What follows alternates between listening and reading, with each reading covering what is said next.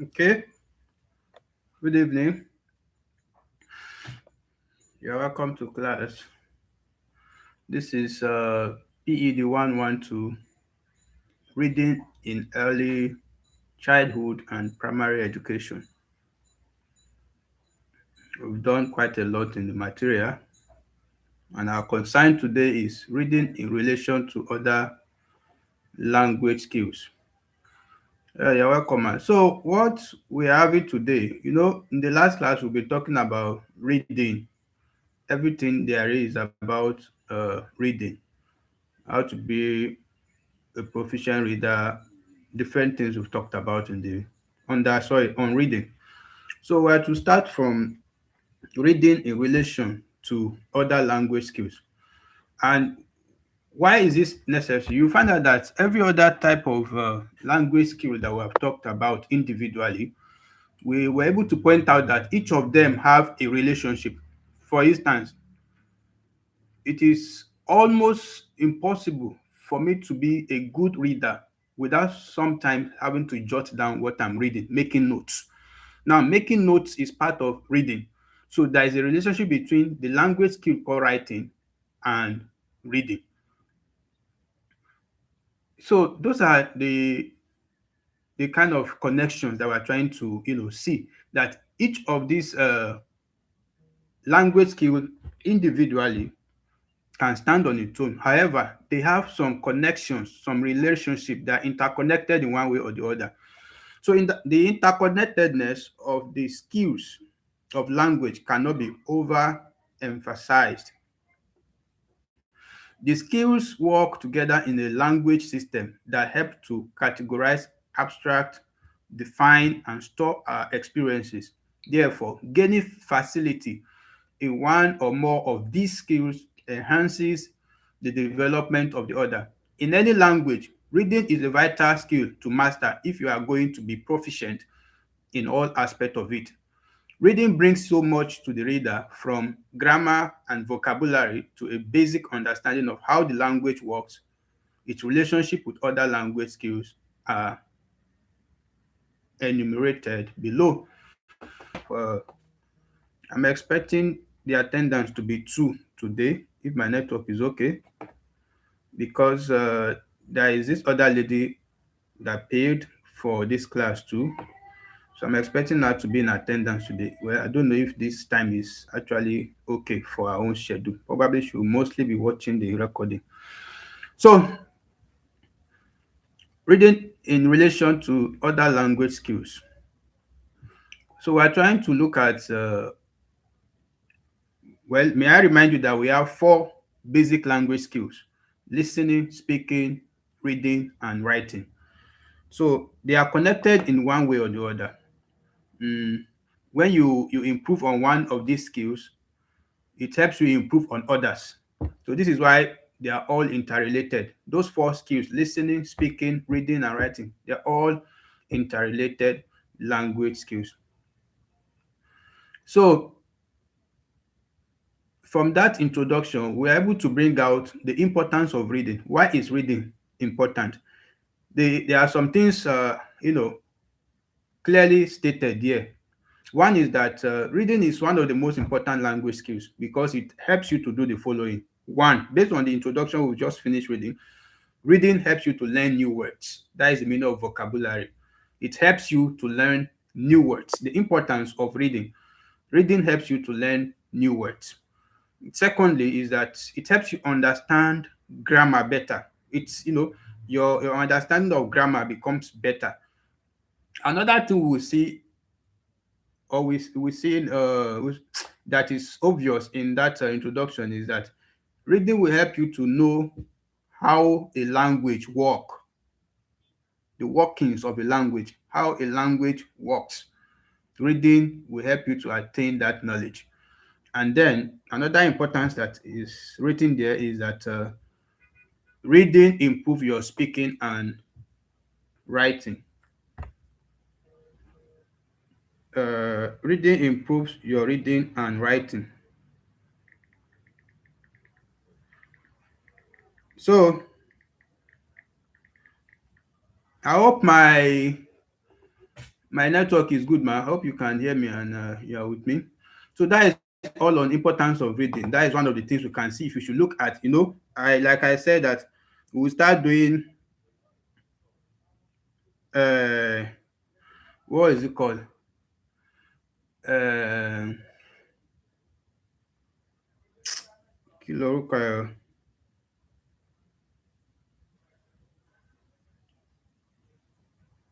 Uh, we'll start looking at philosophical sorry, we'll start looking at content philosophically.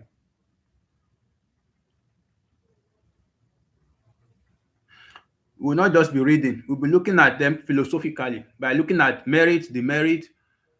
Is this proper? Is it not proper?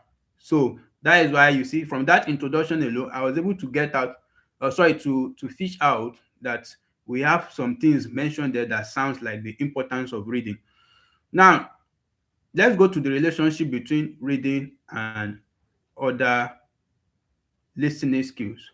Especially, we'll talk about reading and listening. How are they related? How is reading related to listening? But just like we have always been doing, we will read it first. After reading it, they will try to digest it philosophically. There is intimate relationship between listening and reading. Both are receptive skills. You know, when we say receptive skills, those are skills that they are not creative. You understand? It's not like you are engaging creatively. You are creating something. When you are reading, you are receiving knowledge from the book. When you are listening, you are also receiving knowledge from excuse me, from speech. So when you are listening, you are receiving knowledge from speech, from sound.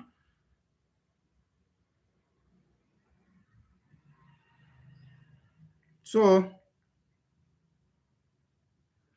that is why both of them are okay. Sorry, we are just meant to read first, not start explaining. So and involve information processing and therefore share many attributes.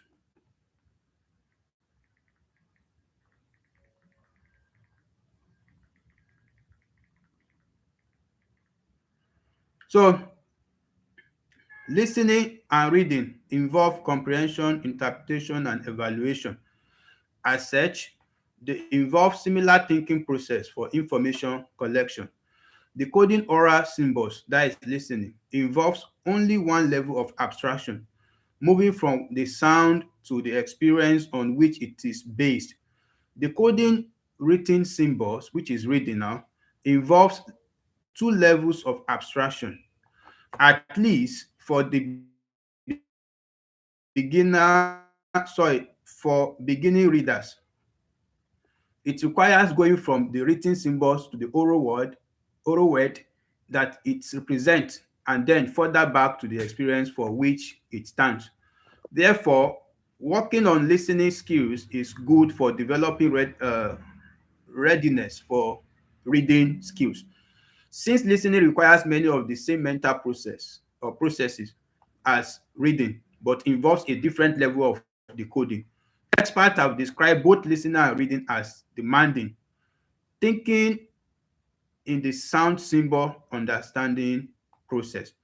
This implies that both skills involve similar mental processes triggered by visual and auditory stimuli.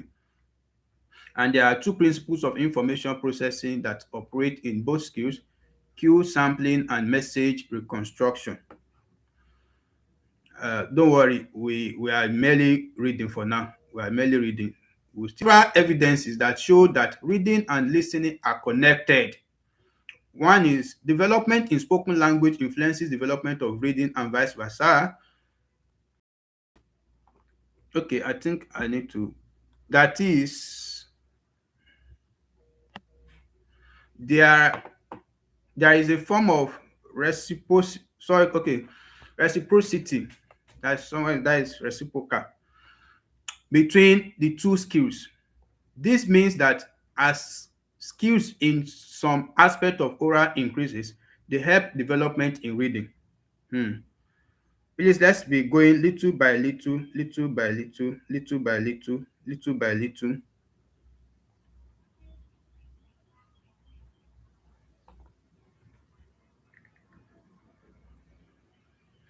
Okay, please excuse me for 1 minute.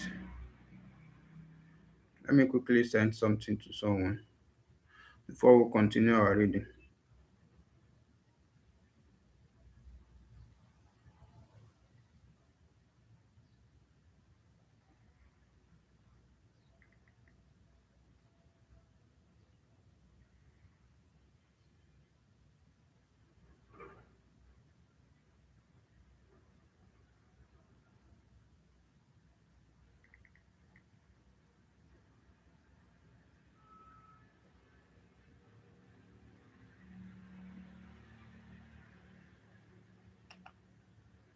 All right, so sorry about that, please. Before I get busy, I don't want them to disturb me. As a person improves his reading skills, that improvement seems to enhance further improvement in listening. This seems to be a continuing spiral. For example, mm, phonemic awareness, noticing the individual sounds in words, seems to help with comprehension of the spoken language. Knowledge of spelling patterns also helps to improve pronunciation and listening. Print experience is related to knowledge of grammar, and print experience also seems to help learners acquire spoken language forms. For example, function words such as conjunctions, prepositions, and articles. Now, a word adding a word to the children's listening vocabularies increases the chance that they will be able to interpret its meaning when encountered in reading. Hmm. Also, most reading difficulties reside in phonological language difficulties. Poor readers tend also to have poor speech perception and phonological deficit in both spoken and written language.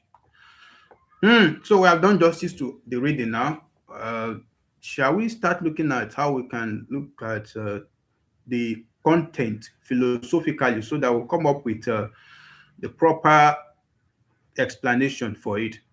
Well, if you look at it now, the first thing that is obvious is that we said reading and listening, they are both called receptive skills. And that is because they receive information. Both of them are skills that deals with receiving information. They are skills that deals with receiving information. Information. So both reading and listening, they are all receptive skills. That is what we mean. They are all receptive skills. Excuse me, please.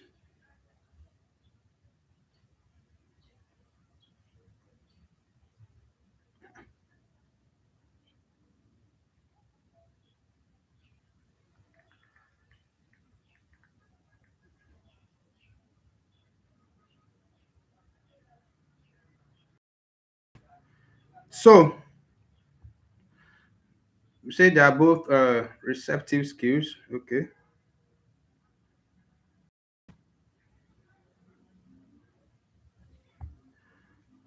That is the first thing because they receive information. Then we'll now look at some things that look similar between the two of them.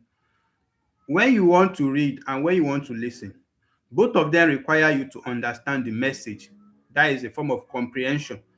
You will need to understand the message based on what is written here. If you look at it critically, the first thing that they try to bring out here is that you must understand the message.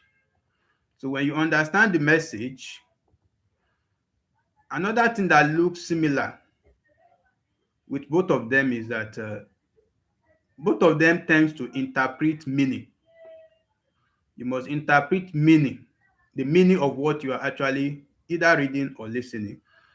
Then both of them also evaluate the information. That was why evaluation was mentioned there.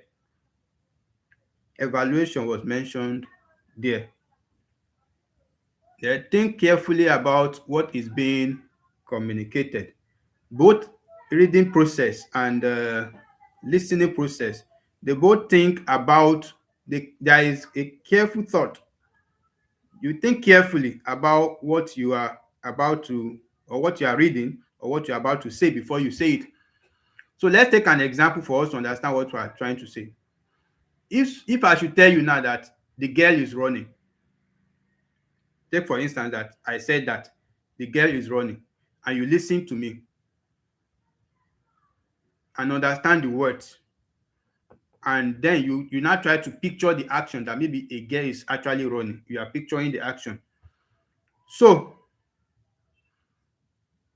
when you see the sentence in a book, the girl is running, like you are now reading, it's not like somebody told you now. Initially I told you that the girl is running, so you are imagining it, you are picturing it in your mind, that okay, a girl running.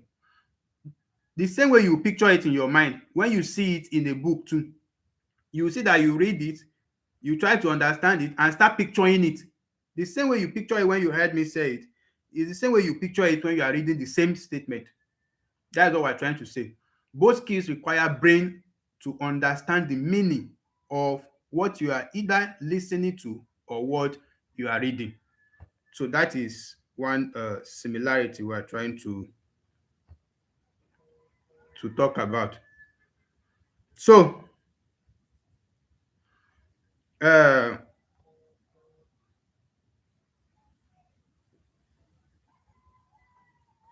now let's talk about slight differences.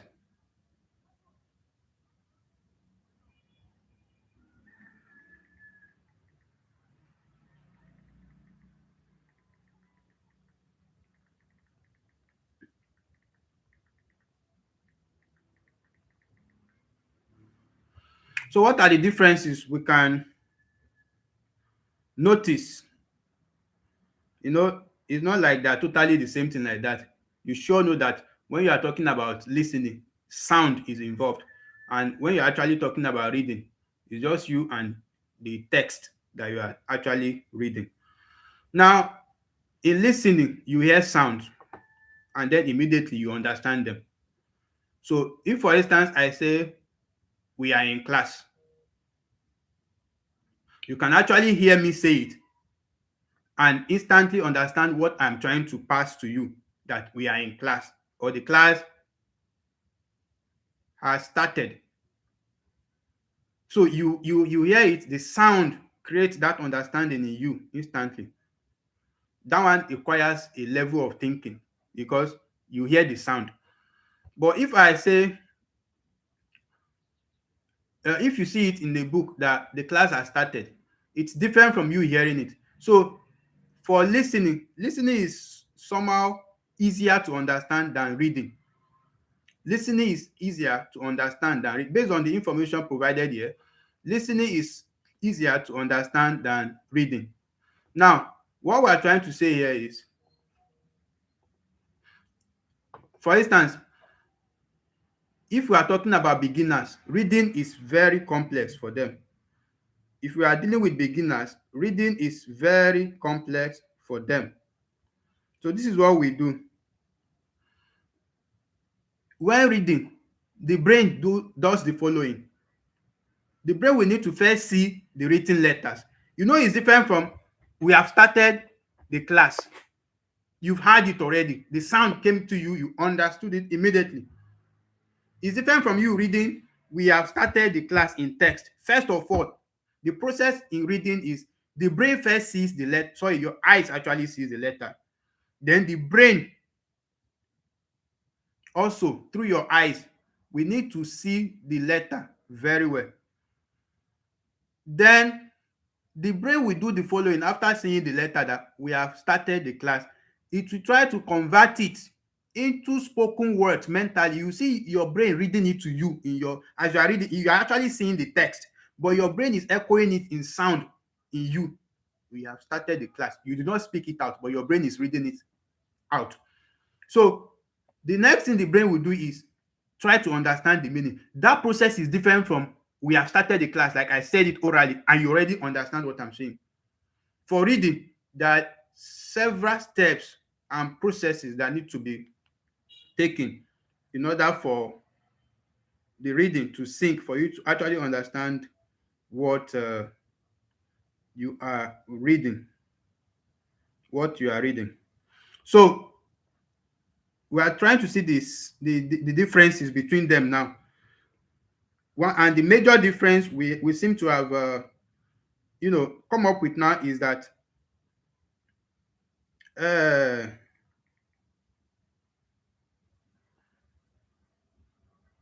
for for reading for reading reading is complex while listening is easier. Reading is complex, listening is easier. That is the main difference that we have seen between the two of them. Reading is complex, listening is easier. So it's easier for listening. So it is easier to listen than to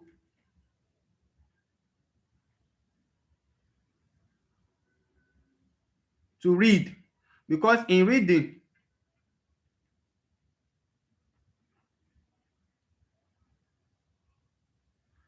I really don't know what is wrong here. Sorry, I'm trying to correct something there. So in reading, the process is involved before you can understand what you are reading. It takes a whole lot of brain work, but in listening, you hear the sound and you quickly understand. Now, uh, let's take another example to help you understand what we are saying. If I say book, for instance, I tell you now, book, you know that instantly your brain, I think the second madam is here. I don't know if she's the one that joined or just somebody randomly. So if I say book, for instance, I just tell you book now, you know, your brain already understand what I say in that a paper, maybe a paper material or anything when I say book. But you know that if it is reading, that you see book in writing, what happens is that your brain first recognizes each letter book, then it forms the word to say this is book. That is when you now understand that book is book. You see the struggle in reading. So this is why reading requires two stages of understanding, while listening require only one. So the second difference that we can notice between reading and listening is that for reading, before you can understand, you pass through two stages, while for listening, it's only one stage that you pass through. How listening helps reading? A child who listens well usually learns to read faster. If a child is a good listener, he is going to be a fast reader. And that is because listening develops in the same thinking skills needed for reading. The same thinking for reading is the same thinking skills you need for listening. Now, let's see the things that listening helps a listener to get. One is that when you are a good listener, when you listen, not really a good listener, when you listen, listening helps you to recognize sounds. It also helps you to understand words. You will understand sentences and even follow the ideas. Listening helps you to follow ideas. When you have all these skills that you can recognize sounds, you understand words, you understand sentences, and follow ideas, you can incorporate them into reading. Those skills help you in reading. That is what they are trying to say in this long paragraph that we've been reading. So those skills help you. Now, reading will also improve listening. It It's not only listening that improves reading. It's a two-way thing. Reading improves listening, listening improves reading. It works both ways. When you read regularly too, now we just finished saying that when you listening will help you do the following: recognize sounds, understand words, understand sentences, and then follow ideas. And all those skills are needed in reading too. They help you in your reading. Now, what are the things reading offers that helps listening? The relationship between reading and listening, and how reading improves listening. Reading improves listening because when you read regularly, you learn more vocabulary. And when you have vocabulary, whenever you are speaking, you will not lack words to use. Whenever you need to pass an idea, you will know the right word to use at the right time because of enough vocabulary. Reading will also help you to understand grammar better. Reading will help you to understand grammar better, which will influence your speaking. When you read regularly, you pronounce words correctly. You pronounce words correctly. That is how reading influences or improves your listening. Then you understand spoken English more easily when you read regularly. In other words, we can say good listening improves reading and good reading improves listening. That is a short statement that captures the whole idea there. Good listening improves reading and good reading improves listening. Good listening improves reading and good reading improves listening. So I will stop there before I start giving you examples to help us understand better. I want to take an icebreaker. It seems I've been the one talking and talking. So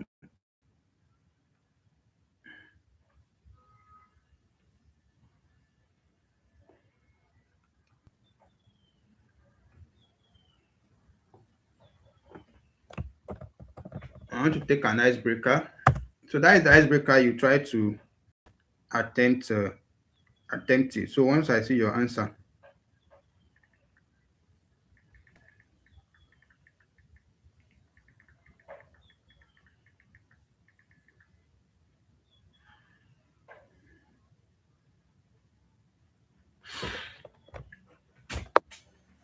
yes. So I have an icebreaker there. Once you answer it, you move on to the next thing we are having. Because I want to give examples now of the vice versa issue that we're talking about, how they work both ways. How they work both ways.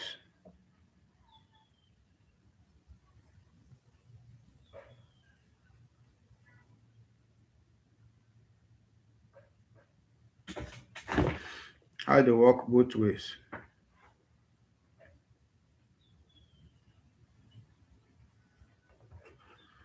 So have you okay, development. All right, thank you. Now let's look at the examples we are trying to talk about. If I should tell you that, okay, if for instance a small child should hear the word elephant like many times, not once, the child has been hearing elephant, elephant, and one day the child sees an elephant in a book, it becomes more easier to understand and even recognize an elephant because you have now seen the picture in the book. You don't even know what it was before, but you know the name elephant, elephant. Then the day you see it in the picture, in the book, when you are reading, it becomes better. That is that they work both ways, vice versa. Mm.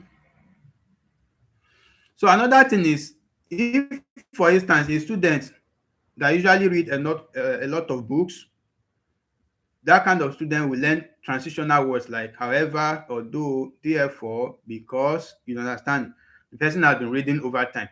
So when the teacher use any of the or uses any of those words when speaking, the the student will understand instantly because he or she has been reading and have been meeting those words and already know how those words were being used. So when the teacher use them, he or she knows that, oh, this person is trying to transit from one idea to another. Then we have phonemic awareness. This is the ability to recognize individual sounds in a word.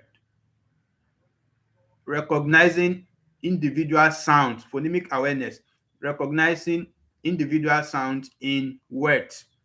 That is what we are trying to say under phonemic awareness. So if we have, for instance, the word cat. If you have cat, you know that you have the sound, the one that is like K, the one that is A and T differently. So that will help you to pronounce cat correctly. You know, when you speak like that, they will say you are speaking in British tongue. So it will help you to pronounce when you for that phonemic awareness means that the more you read, the better you'll be able to pronounce good. Pronounce the sounds of words correctly. Another thing is that spelling helps listening. That's another thing we can see here. That spelling helps listening. When you know spelling or spelling patterns, it helps you to pronounce words correctly. Like, let's take an example. If you know how to spell the word like nation, education, and celebration, for instance, it will become easier for you to pronounce words that look like them. So when you see words that look like them, you know how to, because you already know how to pronounce uh, nation, education, and celebration. You use that logic. I know you know this thing. You may not be able to relate to them much because you have passed the stage. But for children that are just learning how to read, this is something they will relate to very well. If I have seen education, then I know that the tion at the end is shon, not shon, not tion, not education or nation. It means since I already know, I've read several times that education, celebration. So when I see nation, I won't mistake it because I already know that similar words always end with shon, shon. So this one too will be nation. That's what we're trying to say. That spelling helps your listening. When you know how to spell very well, your listening skill is helped because when you are listening, you know what to write down. Now, reading improves grammar. That is another thing mentioned here. Reading improves grammar. And what it means is that when you read a lot, it exposes you to different grammar, especially the repeated ones. You know, there are some grammars that are very popular and common. You see them severally repeated in different books. Okay, let's say, for example, when you read a lot of books or you read many books, you naturally become familiar with some words like and, that is conjunction, but, because, in, on, the, a, because these ones are mostly repeated in any piece of writing you find yourself reading. So you become so conversant with them that when you see and, you know they are trying to join two things together, combination. Then when we talk about reading difficulties, because this paragraph also capture reading difficulties. I'm sorry, the method of teaching I'm using these days, I'm just trying to make sure that we no longer just read, we look at it philosophically and bring out everything there is to bring out. Okay, so another thing we will see there is that we say that reading difficulties was mentioned in that paragraph. And what we see here is that many students struggle with reading. So many students who struggle with reading will also struggle with recognizing speech sounds. When you are poor in reading, you will be also poor in recognizing speech sounds. Then the person will also be poor in pronouncing words, and even understanding of spoken language will be very difficult when reading is difficult. So somebody who is not good in reading will generally be poor in recognizing speech sound in listening, or pronouncing words, or even understanding spoken language when somebody is speaking. And what was mentioned there that proves this our point is that both reading and listening depend on same language processing skills. They all depend on same language processing skills.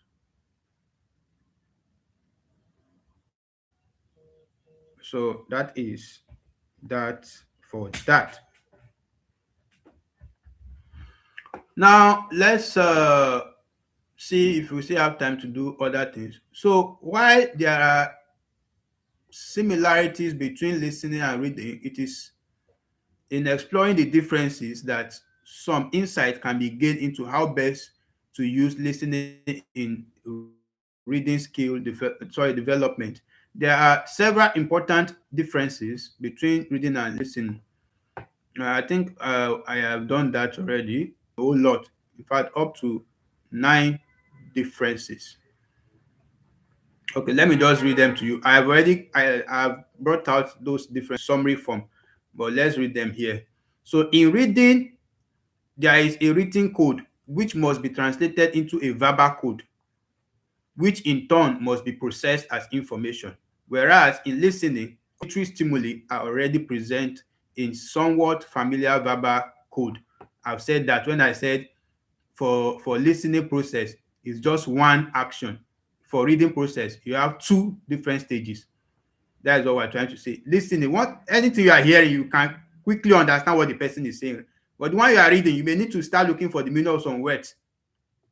Now, listeners often have the advantage of watching the speaker's gestures and facial expressions and hearing the intonation of voice. Like when I use a high tone or a low tone, you know that what I'm trying to say. So if you look at my expression alone, you kind of know even if you don't know the meaning of the word I've spoken, my expression alone will tell you that, oh, or the way my non-verbal cues will show you that, oh, this must be what this person is trying to say.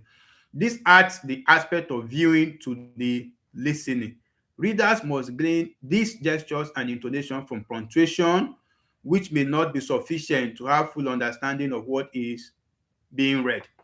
What you are trying to say is that the gestures we are trying to say, like when I take a pause when I'm speaking, when somebody is speaking. In listening, have to adjust to the speaker's dialect before he can understand the verbal code. This is not a problem for the reader anyway. You know, if now who normally speak British accent, if we should say you should come and teach here now, you know, pruning your ears very well before you be able to understand what he's saying. That is what we're trying to say. But in reading, you are the one seeing it in text.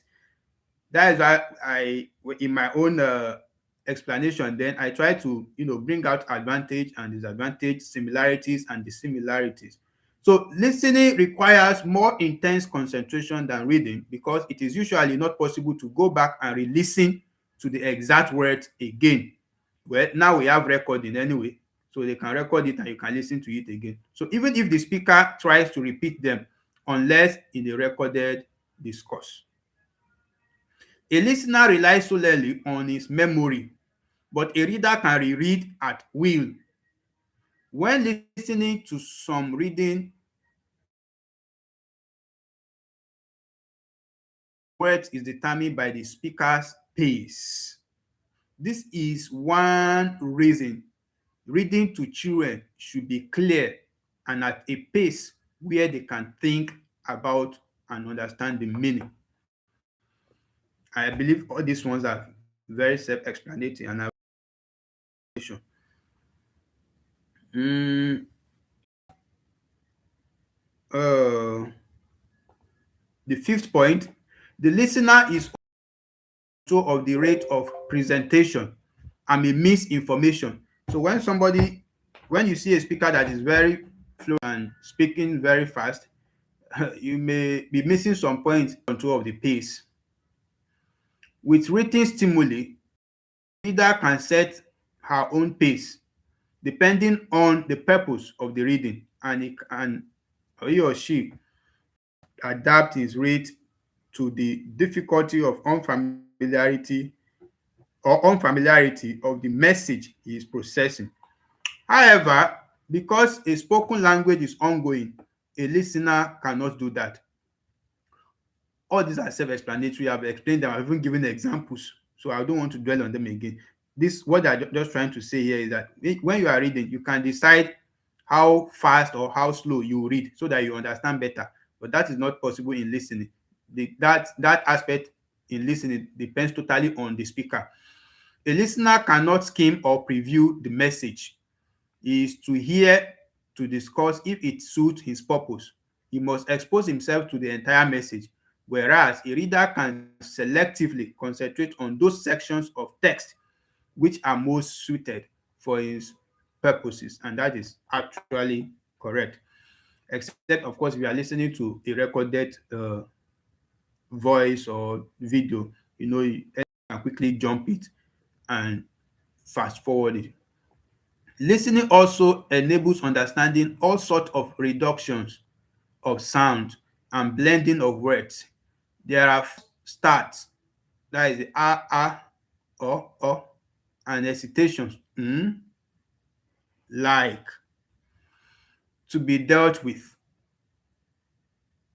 You know that now, but even though they are like that, when somebody actually makes those, you've done something. Okay, so you are not in mass com. There was